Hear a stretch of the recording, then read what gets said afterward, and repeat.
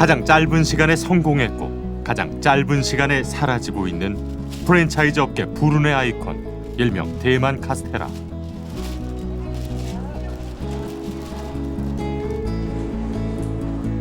폐점을 앞둔 한 카스테라 전문점 안에서는 손님들에게 판매할 마지막 빵을 만들고 있다.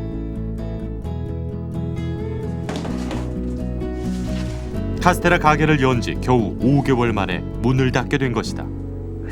그 당시에는 충분히 가능성이 있었고 가능성이 있는 아이템이라고 말을 했죠. 제가 생각한 거 이상으로 매출이 좋더라고요. 정말 상상 이상으로. 네, 그래서 야, 이거 진짜 괜찮다. 네, 그게 된 거죠. 하루아침에 상황이 달라졌다. 한창 잘 나갈 때는 하루 평균 매출이 기본 100만 원은 넘었지만 지금은 10분의 1로 줄었다. 이거 먹지 마. 내가 봤어. 먹지 마, 먹지 마. 인식 자체가 그렇게 되다 보니까 만약에 제가 100만 원을 팔았다 그러면은 다음날 10만 원을 팔게 되는 이 정도로 차이가 되게 크더라고요. 거의 10분의 1로 줄었죠, 매출이. 지난 2016년 가을부터 시작된 대만 카스테라 열풍. 코로 돌면 거기 앞에도 있고 또 되게 많았어요. 근데 지금 이제 조금씩 문을 닫고 안 팔리니까요. 여기 이렇게 위에 올라가시면 그게 다 카스테라 골목이었어요.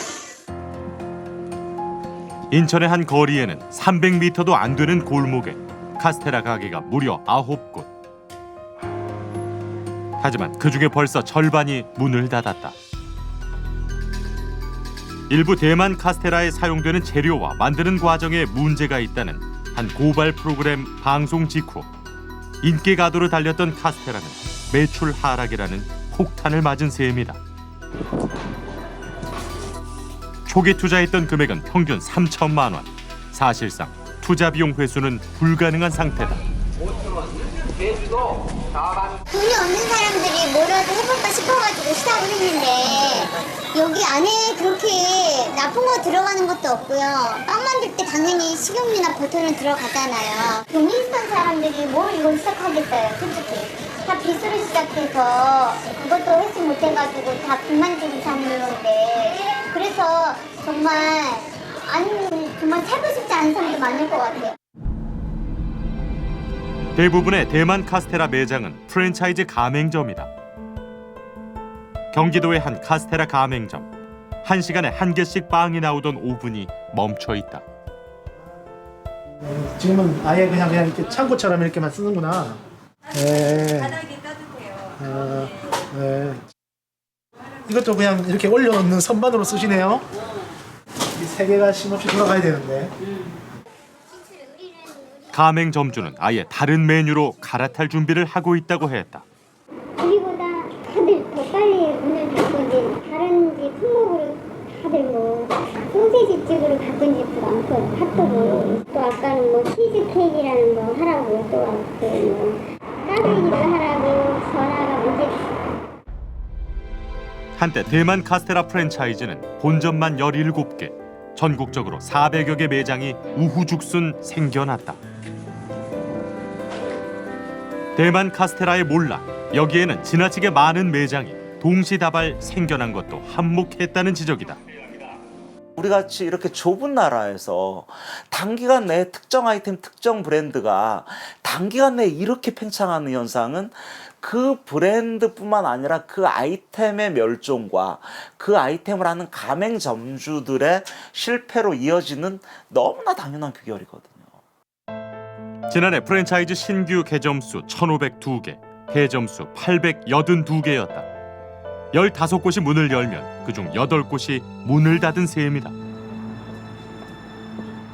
직접 창업하는 것보다 시작하기 쉬운 데다 수익이 보장된다는 장밋빛 약속을 믿고 프랜차이즈를 선택하는 경우가 많다.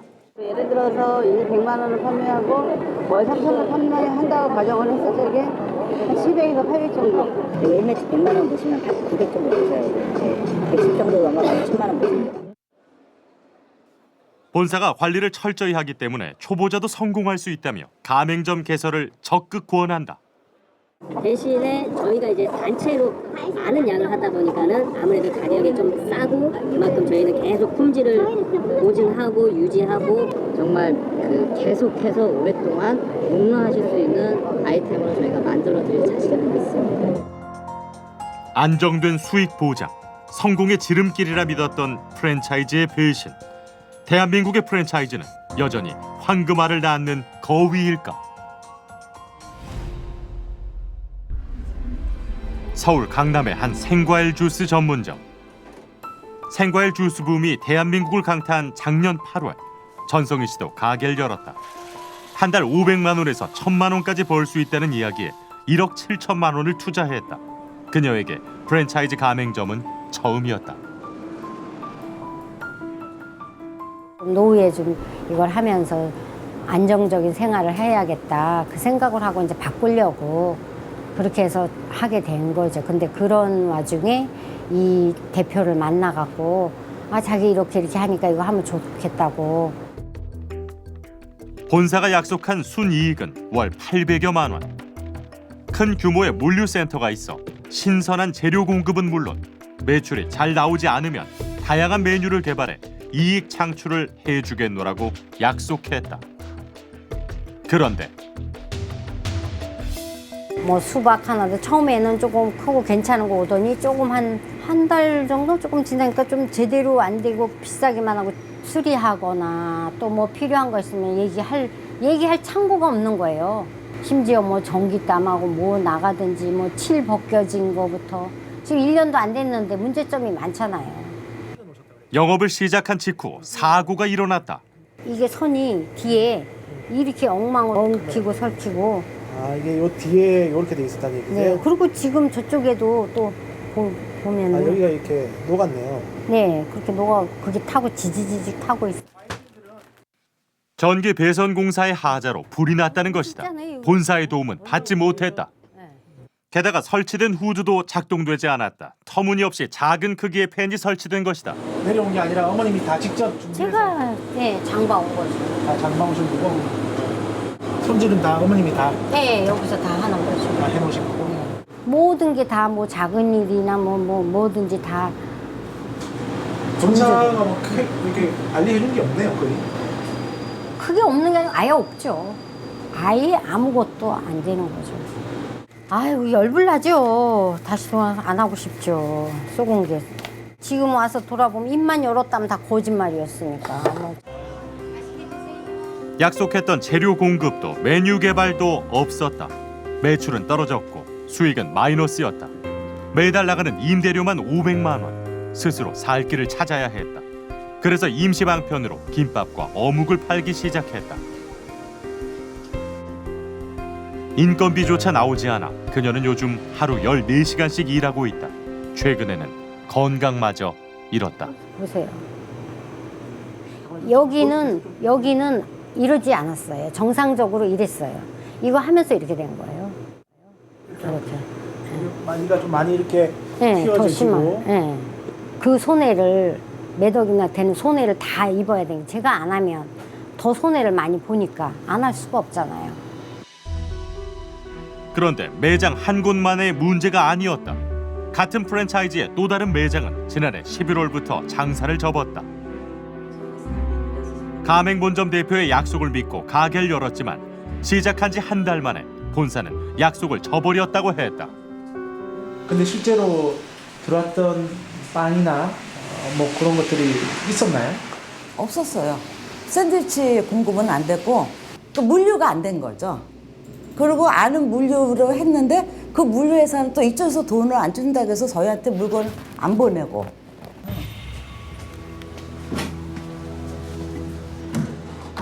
본점에서 설치를 권유해 사들인 600만 원짜리 대형 냉장고도 문제였다.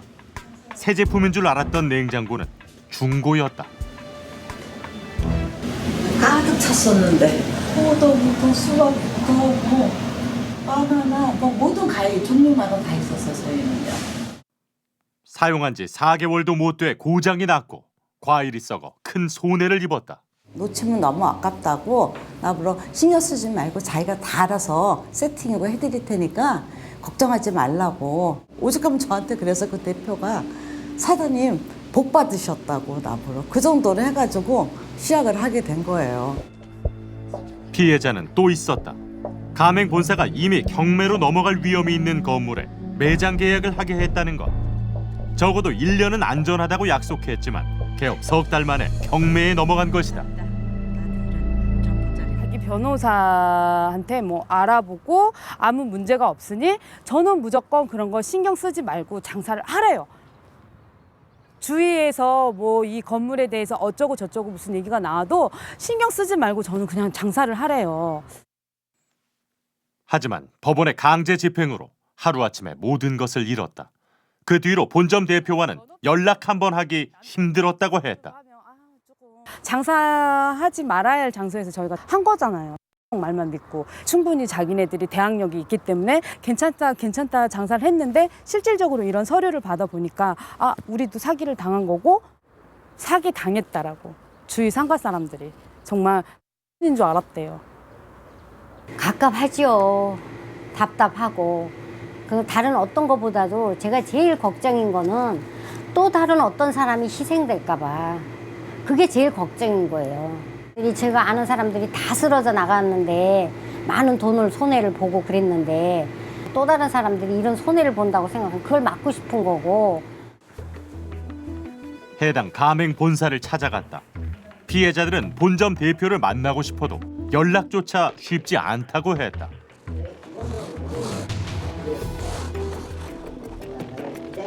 PD수첩이 찾아갔을 때 본사는 또 다른 가맹 사업 준비로 상담이 한창이었다. 그때 대표가 모습을 드러냈다. 그녀는 사뭇 당당하게 취재진을 맞았다. 가맹점주들의 주장은 사실이 아니라고 했다. 네네. 배치는 지금 거기 같은 경우 문을 열었다 닫았다 하시더라고요. 거기 사장님이 며칠 전에 지나가면서는 또 봤어요. 제가. 아, 그래요? 네, 문 열려 있는 건 봤어요. 며칠 전까지 장사를 하셨네 그러면? 네네네.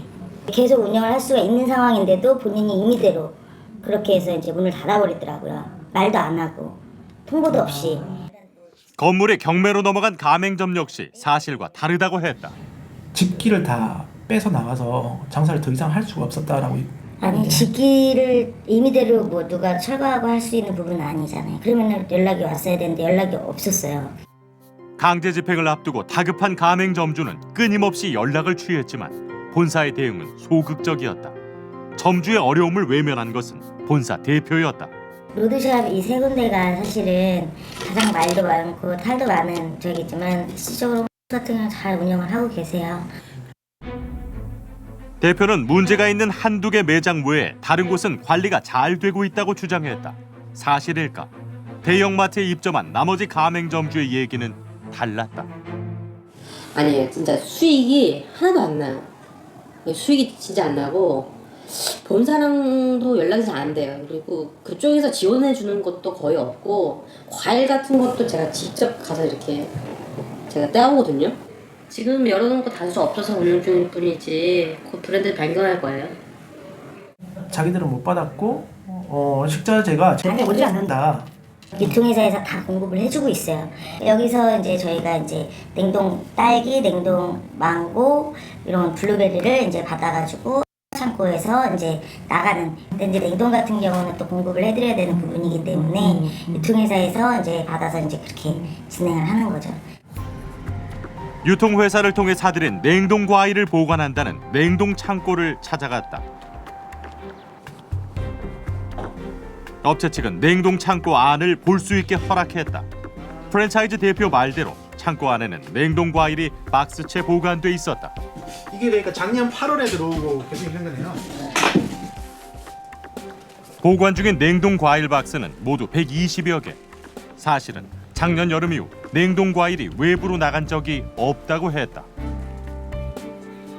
물건을 빼가고 했던 게 언제가 마지막이에요? 8월까지. 네. 작년 8월. 그런데 창고 업체 측은 보관료 600만 원도 아직 받지 못했다고 했다.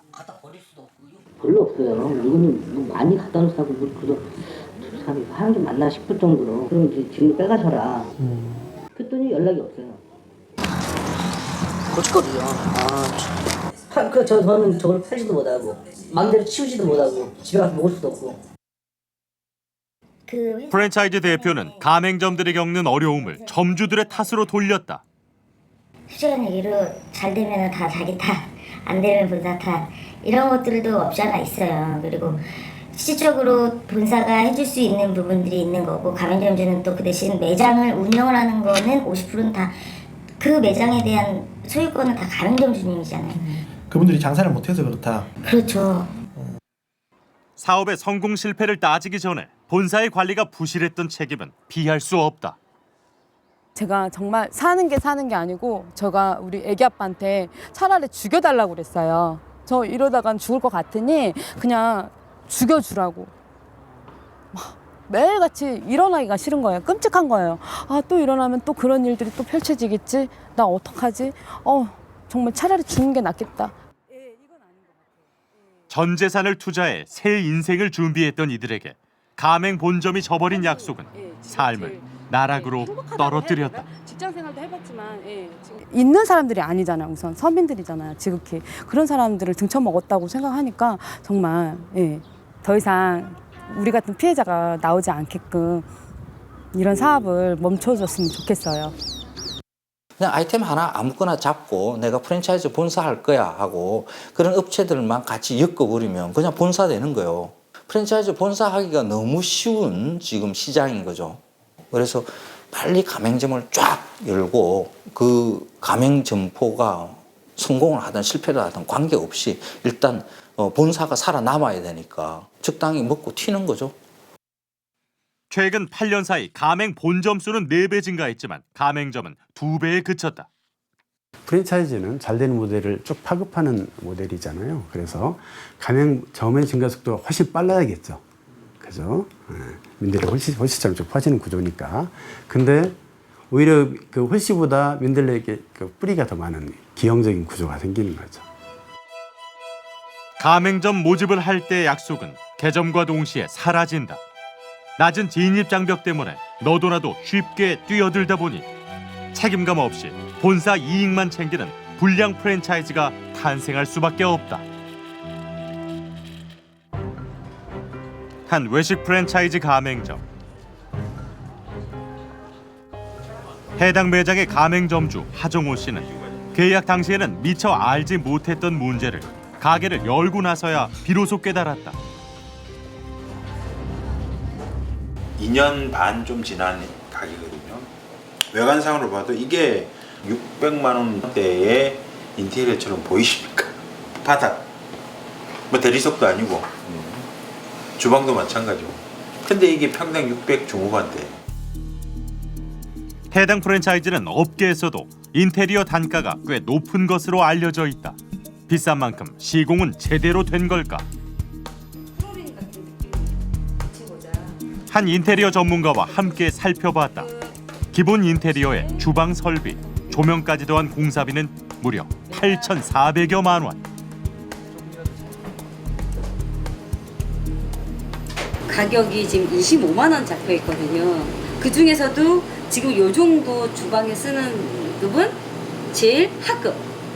네, 그 고급 자재도 아니고 일반 인조 대리석급에서도 제가 봤을 때는 어떻게 보면 거의 한 3배 이상 부풀려져 있어요. 네. 주방 같은 경우는 지금 제곱미터당 35,000원이에요. 네. 35,000원이면 평당 10만 원이 넘어요. 이 가격은 정말 우리가 흔히 쓰는 막타일이라고 보면 돼요. 이거는 가격이 얼마냐면 만 원에 8,000원에서 만 원 정도. 네. 그렇죠. 많이 차이라면 한 4배 정도 불렸을 그렇죠. 수 있겠네요. 네네네. 전문가는 매장의 인테리어 공사비가 상식적으로 이해하기 힘들 정도로 폭리가 의심된다고 했다. 가맹점이나 체인점일 경우에는 굉장히 가다하다고 생각합니다. 솔직히 말해서 평당 600만 원이잖아요. 말씀드리기 너무 곤란하지만 그 정도 수준이면 호텔 로비를 생각하시면 됩니다. 가맹 본사는 각 가맹점의 인테리어 가격을 어떻게 책정하고 있는 걸까? 어찌됐거나 그게 저희는 프리미엄 김밥이고 일반적인 브랜드 안에서도 저희는 쪽 그래도 좀 가치 있는 공간과 그거에 대한 인테리어를 조성하는 게 저희의 비즈니스 모델이고요. 어떻게 보면 마감 방법이라든지 그다음에 자재라든지 이런 것들이 다 정의가 되어 있고 그 자재로만 사용을 해야 되는 것이기 때문에 근데 그 자재값이 비싸거나 그 시공 방법이 다르거나 하면서에 발생되는 비용들이지 이게 누군가가 그걸로 인해서 이윤을 많이 추가하거나 그런 상황은 아닙니다. 취재 도중 해당 프랜차이즈 인테리어 시공을 담당했던 업체 관계자를 만날 수 있었다. 그는 비용에 문제가 있음을 고백했다. 순수하게 인테리어만 얘기한다고 그러면 150에서 200만 원 사이. 거기에 주방 짓기까지 포함되면 뭐 250에서 300만 원 정도 하는 것 같습니다. 가맹 본사가 항상 말은 그렇게 하죠. 최고 좋은 걸 쓰고 최고 깨끗하게 나와야 된다. 실제 들어가는 비용보다 과도하게 부풀리는 이유는 무엇일까? 인테리어 금액을 자기들이 정하지 않습니까? 어느 정도 본사하고 점주하고. 그래서 점주하고 계약을 하고 그런 후 일정 금액을 백마진 형태로. 본사가 전체 인테리어 비용의 20-30%를 요구할 때도 있고 뭐 그렇게 가져갈 때도 있고. 일명 백마진, 즉 뒷돈이 존재한다는 것. 가맹점주가 공사 금액을 인테리어 업자에게 주면 그 일부를 본점에게 돌려주는 관행이 있다는 것이다. 그 금액을 어떤 방식으로 전달을 하시는 겁니까? 우리가 계약금을 받으면 그 다음날 입금을 시켜줘요. 하루도 늦어서 안 돼요. 계속 전화가 오죠, 담당자한테. 입금해줘서 본사는 어떻게 보면 공짜로 생긴 돈인데 공사 당사자 업체는 마진이 없는 거예요. 또 본사에다가 줄 돈을 마련하기 위해서 점주들에게는 좀 약간 견적 같은 것을 좀 부풀려야 되고 그러니까 이득을 취하는 건 본사밖에 없죠. 프랜차이즈는 초기 가맹점을 모집할 때 높은 수익이 발생한다고 알려져 있다. 그중 인테리어에서 얻는 영업이익이 가장 크다는 것. 처음에는 이제 프랜차이즈 본업이라기보다는 프랜차이즈에게 부대하는 성격이 좀 강한 인테리어 공사를 한다든지 아니면 물류 마진을 통해서 주수익을 얻는다든지 한 형태가 많거든요. 본사들이 주 마진을 인테리어하고 물리에서 얻다 보니까 창업 시에 여기서 최대한 많이 뽑으려고 하다 보니까 점주님들의 부담이 높아지는 거죠. 가맹본부의 영업이익은 또 있다. 가맹점의 음식 재료를 포함한 각종 물품을 유통하면서 얻는 물류 마진. 해당 프랜차이즈의 경우 김밥 주 재료의 대부분을 반드시 본사로부터 구입해야 하는 물품으로 정해놨다. 이런 음식 재료값에 지나친 거품이 끼어 있다는 주장이다. 전국에 200개 매장이 있으면 업계에선 완전 VIP예요. 사실 완전히 VIP 회사일 정도로 사실은 저렴한 가격에 매입할 수 있는 거면 점주들에게도 시중보다 싸게 팔 수 있는 건데 크게 마진이 많이 붙으니까 항상 문제인 거죠. 욕심이 많으니까요. 그런데 더군다나 김이나 햄은 그렇다 치더라도 채소까지 회사에서만 구입해야 하는 물품으로 만드는 것은 경악스럽지요, 사실. 프랜차이즈 본사가 원재료를 대량으로 구매하는데도 점주에게 받는 재료비는 과하게 비싸다는 비판이다. 김밥에 들어가는 주 재료도 마찬가지. 제가 이제 김을 2종류 쓰고 있는데 지금 현재는 7,700원에 판매 중입니다. 그러면 거의 한 2,000원 차이가 나요? 네. 해당 프랜차이즈는 지단을 잘라 공급하는데 그 가격이 500g 10개에 약 4만 원, 10kg이면 약 8만 원에 공급하는 셈이다. 그런데 다른 데는 5만 5천 원 팔아요. 다른 데들은 5만 5천 원 팔고 있는 거예요. 5만 5천 원이라면 10kg예요. 10kg에 네. 떨어져 있느냐? 떨어져 있고 조금씩 손이 덜 가게 있거든요. 뭐 이렇게 바로 뜯어서 쓰고 뭐 할 수 있게끔 해놨으니까 자기네들도 만들 노하우가 있으니까 그래서 하겠죠. 이제 슬라이스라는 건 어렵진 않죠. 그럼 이제 좀 무리하게 이제 하는 경우가 원료비가 100원인데 단순 가공을 해서 이걸 뭐 200원, 300원 받는 경우들은 문제가 되는 거죠. 매출이 아무리 높아본들 점주가 남는 게 없다라면 점주의 지속성이 떨어지고 그러다 보면 본사의 수익도 결국은 오래 갈 수밖에 없는 구조가 돼서 그래서 서로에게 이제 해가 되는 구조가 될 수밖에 없는 것 같아요. 김밥 함주를 쌀 때도 정성이라는 게 들어가야 되고 좀 내가 좀 덜 남겨도 이렇게 좀 푼짐하게 주고 싶은 마음이 저는 있었어요. 근데 그걸 못해요. 이걸 하면 내가 요만큼을 더 주면 마이너스 처리가 돼버리는 거예요. 그게 그런 형태를 만드는 게 너무 미운 거예요. 사람의 마음을 강박하게 만들어요. 시중 물류비보다 비싼 이유가 있었다. 원재료를 구매해 점주에게 공급하는 유통 과정에 본사 대표의 가족이 운영하는 회사를 끼워 넣은 것이다. 이 중간 유통 회사 대표는 본사 관계자로 바뀌었지만 본사가 가져가는 이익이 늘어났다는 점은 변함없었다. 본사는 물류 마진이 다른 곳에 비해 낮다는 입장이다. 보통 일반적인 다른 회사 같은 경우에, 그러니까 저희 같은 회사가 아닌 뭐 그냥 본사만 있는 회사는 최소 뭐 25% 정도의 이제 물류 이윤을 나오는 걸로 이제 매출 이익들이 나오는데 저희는 15% 수준이거든요. 15% 이하의 수준도 있고요. 거기도 똑같습니까? 똑같습니다. 본사가 동일하게 운영 중인 분식업체의 내부 자료에 따르면 주요 재료비의 영업이익은 15% 이상, 특히 본사의 영업이익이 매우 높았다. 주요 품목 중 하나인 떡볶이 떡의 경우 원재료를 사들인 다음 복잡한 물류 과정을 거치고 나면 가맹점에 공급하는 가격이 약 2배로 뛰어올랐다. 전체 물류 마진은 약 48%를 기록했다. 원재료 값에 2중 3중으로 붙는 물류 마진, 여기에 본점의 영업이익까지 더해지면 재료값이 높아진다. 재료값이 과도하게 높아지면 가맹점의 이익은 하락할 수밖에 없는 구조다. 가맹점주는 그 본사에서 공급하는 그 식재료를 쓸 수밖에 없어요. 계약서에 그렇게 되어 있어요. 만약에 시장에서 그거보다 싸고 질이 좋은 것을 발견을 하고 본사의 것을 받지 않겠다 하는 순간 계약 위반이 되는 거죠. 이거는 거의 뭐 노비 계약인 거죠. 가맹해지라는 칼을 쥔 본사의 눈치에 점주들은 비싼 본사 물품을 울며 겨자 먹기로 쓸 수밖에 없다고 했다. 깡계란을 본사에 사서 써야 돼. 그냥 우리가 삶으면 되잖아요.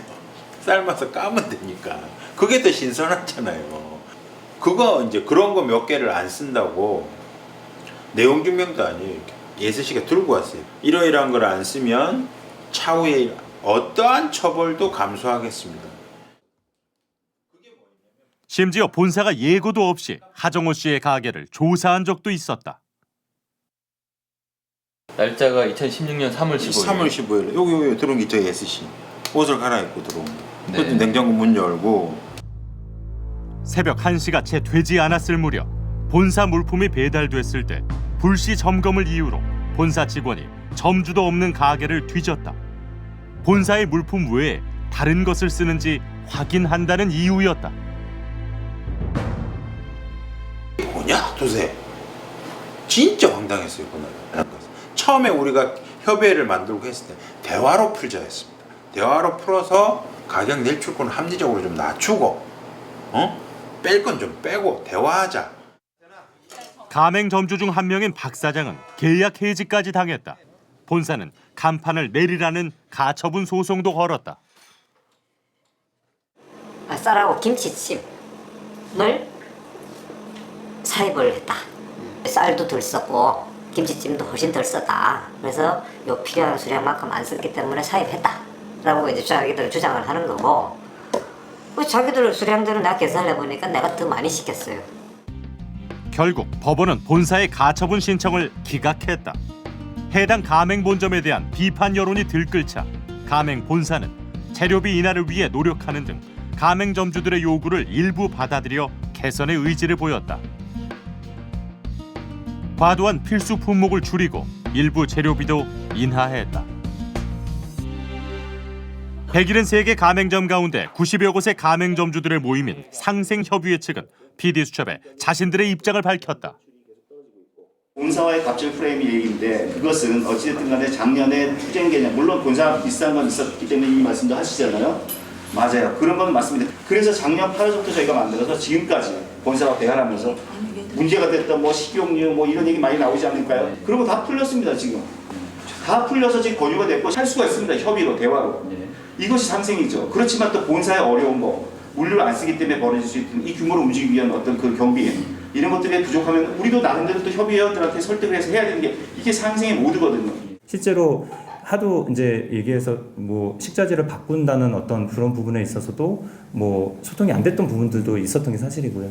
근데 어찌됐거나 지금은 지금 잘 해 나가고 있다고 생각합니다. 그리고 지금은 거의 대부분 오해들이 풀렸고 저희로서는 다시 한번 좀 되돌아보고 또 어떻게 보면 또 반성을 해야 되는 또 계기가 되지 않나 싶습니다. 프랜차이즈 업계의 안정적인 미래를 위해 무엇보다 불공정한 업계 관행을 바꿔야 한다는 지적이 많다. 이건 하나의 공동기업입니다. 공동기업인데 역할이 다를 뿐이에요. 가맹본부 쪽에서는 이제 지원을 해주고 가맹점 쪽에서는 전방에 나가서 판매하듯이 이제 그런 이제 역할을 서로 감당을 하고 있기 때문에 서로 그 역할에 충실해야지 가맹본부 쪽에서 가맹점 쪽에 어떤 혜택을 주는 듯한 이런 인식을 갖고 있으면 안 됩니다. 시스템 자체가 가맹본부 쪽 유리한 시스템이에요. 그 가맹점 쪽에 가맹본부가 특별히 어떤 배려를 한다든지 공생하겠다는 이런 자세가 특별히 필요해요. 늦은 밤 배송기사 이승우 씨의 일은 아직 끝나지 않았다. 택배를 시작한 지 이제 겨우 2달. 선생님 매번 밤늦게까지 이렇게 배송을 하시면 체력적으로 많이 힘드시겠어요? 지금 체력이 너무 소진해서 어떤 사람들은 첫 달에 10kg가 빠졌다는 사람이 있어요. 잠을 못 자고 밥을 제때 못 먹고 참고서 이제 저녁 때 가서 먹고 그리고 아침에 일찍 일어나잖아요. 그도 한때 사장님이었다. 피자업계 매출 1위를 달렸던 A 프랜차이즈의 가맹점주였던 이승우 씨.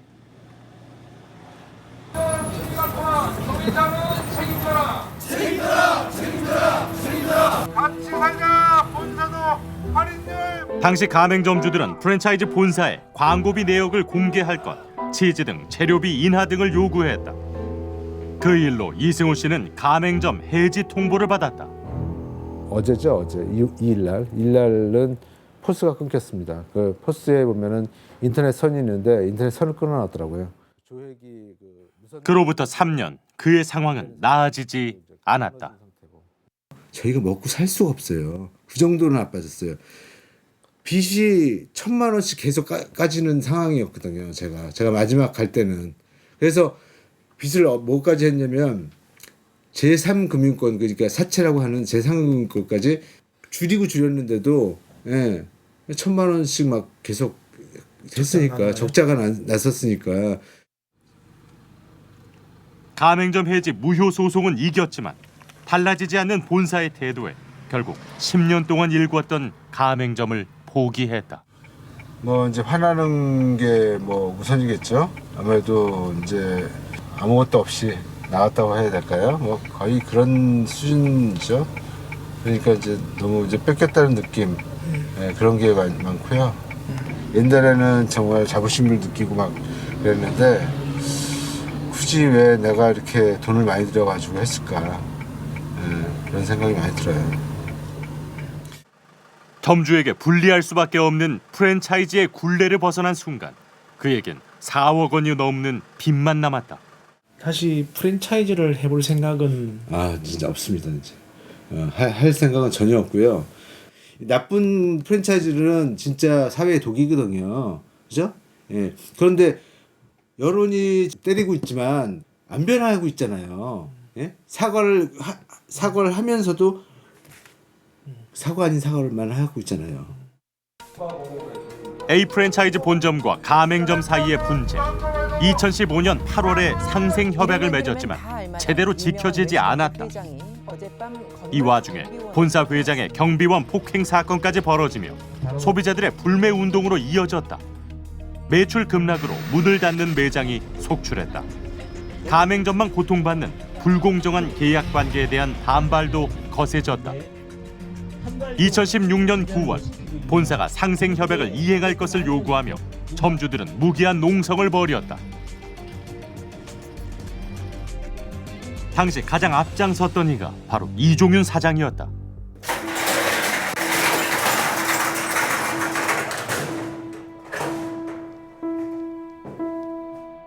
그런 그에게 불행한 일이 생겼다. 지난 3월까지 이종윤 사장이 운영했던 매장. 아직도 그 종윤이 형 공인된 거 아직도 믿기지가 않고요.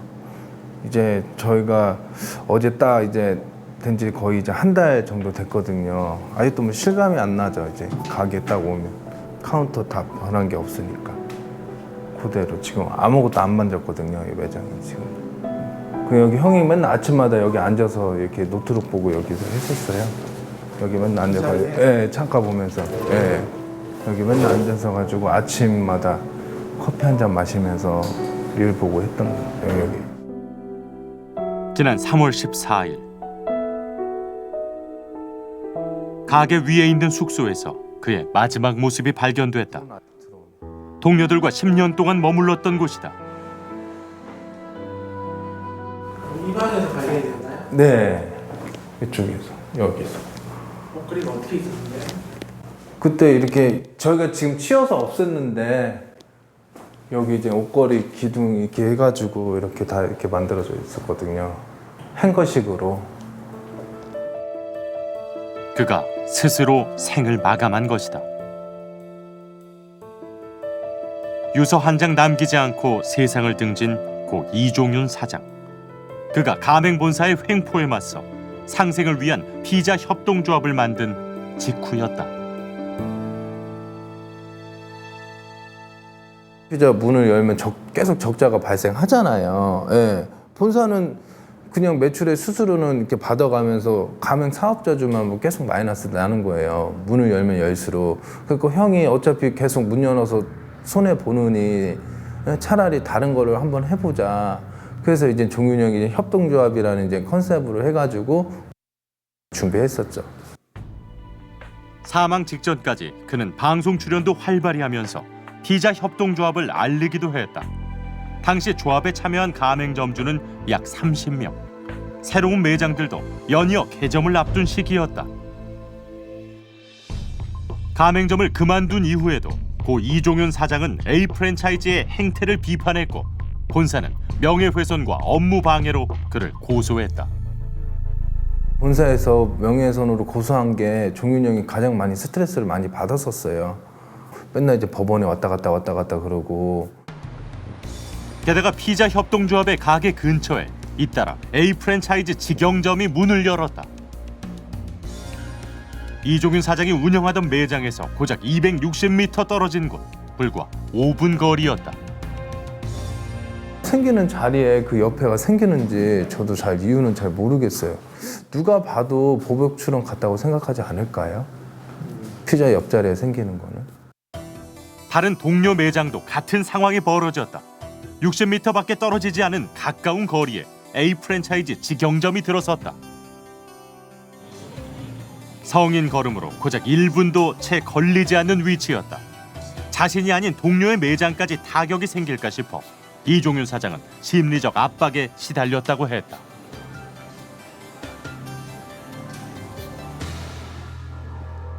A 프랜차이즈가 들어선 이후 피자 협동조합의 매출은 절반으로 떨어졌다.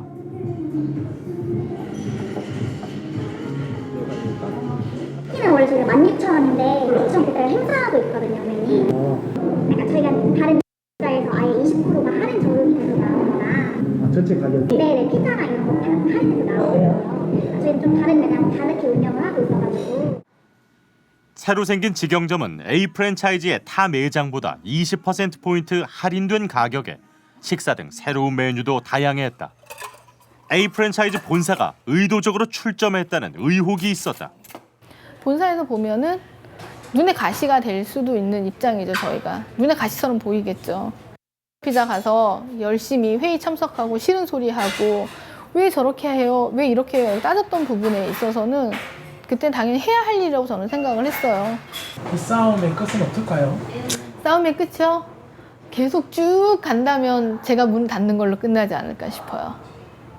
이천 지역 같은 경우는 사실 그동안 피자를 이용을 하셨던 분이 매장이 폐점을 하게 되니까 실질적으로 찾고 싶어도 이용을 하려면은 원추나 용인까지 와야지 되는데 소비자의 그 선택권을 없앴던 거죠. 보복 출점 의혹은 사실이 아니라는 주장이었다. 저희는 새로운 컨셉을 좀 도입을 해야겠다 생각해가지고 지금 일종의 테스트 매장으로 몇 개 점포를 운영을 하고 있습니다. 그게 서울의 2대점에도 그 시스템이 운영이 되고 있고 평택점도 그 시스템으로 운영을 하고 있습니다. 이종윤 사장이 세상을 떠난 직후 미처 발표하지 못한 보도자료가 노트북에서 발견됐다. 프랜차이즈의 고질적인 병폐를 끝내고 함께 살자는 호소였다. 가맹점의 목소리에 귀를 기울이고 상생을 노력해달라. 그가 마지막으로 남긴 말이었다. 본사와 가맹점 사이의 갈등을 해결하는 방법은 없을까? 결국에는 직접 찾아가는 수밖에 없다는 거죠. 제 점주를 찾아가서 면담하고 설문조사를 통해서 이런 업종이나 어떤 업계에 이런 불공정함이 있는지를 우리가 적극적으로 나서야만 알 수 있다. 등록된 가맹점만 20만 개 이상이고 가맹본사만 4천 개가 넘어가는데 이럴 때 중앙정부에서 이걸 다 할 수가 있느냐. 그러니까 지방정부는 대신에 어떤 네트워크가 있기 때문에 지방정부의 어떤 현장 전문성을 살려서 실태 조사를 해보자 라는 취지에서 저희들이 시작을 하였습니다. 예. 마침내 서울시의 중재로 A 프랜차이즈 본사와 가맹점 사이의 오랜 분쟁에 종지부를 찍었다. 저희들이 양측을 20번을 만났습니다. 굉장히 오랫동안 많이 만났고 그리고 이 만남을 통해서 오해를 불식시키는 방향으로 저희들이 중재를 했었고요. 아무리 그 상생한다고 하더라도 분쟁이 생길 수밖에 없는 구조예요. 이거는 서로 이해관계가 다르니까요. 그렇기 때문에 분쟁이 생겼을 경우에 서울시가 중재에 나서서 이걸 합의를 할 수 있게 계속 이런 문구가 들어가 있습니다. 요번에 설정한 중재 규정은 나름 의미가 있어요. 쉽게 얘기해서 중재 조항을 설정을 해놓으면 중재법이 적용이 돼서 당사자 일방이 중재 신청을 하고 서울시가 중재안을 내놓으면 그게 이제 확정 판결과 동일한 효력을 가질 수 있어서 아마 이행 문제는 어느 정도 종결을 지을 수 있을 것 같아요. 고 이종윤 사장의 동료들은 갑을 관계로 맺어진 프랜차이즈를 스스로 거부하고 피자 협동조합을 이끌고 있다. 와, 장난 아닌데? 상태 되게 좋아요. 양상추도 지난주에 비해서 가격 9,000원 내렸더라고요. 지난주에. 합리적인 가격에 질 좋은 재료를 공동 구매하고 있다. 정량보다도 더 맛있게 드시라고 당연히 저렴하게 들어오니까 저희가 그만큼 훨씬 더 한 줌씩 더 넣어드리고. 프랜차이즈 때도 그게 불가능했나요? 기본 스펙을 지켰어야만 됐죠. 기본. 무조건. 기본 레시피. 어느 한쪽만 배부른 사업이 아닌 사장님도 소비자도 만족하는 좋은 피자를 만들어 같이 잘 사는 게 목표다. 너와 나가 아닌 우리라는 개념이죠.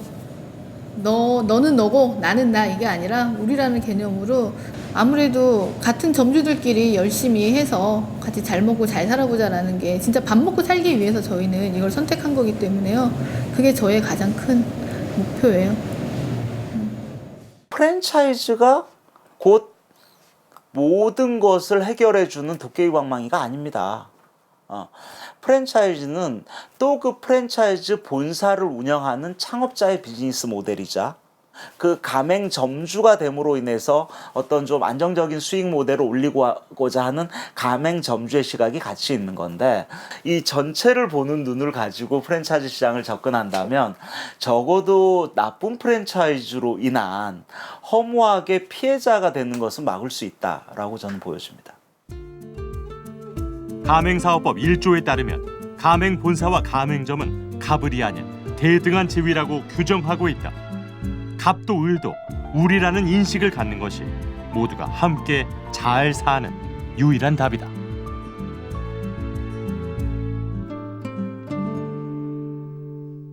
복잡한 세상을 해결할 수 없다 해도 언젠가는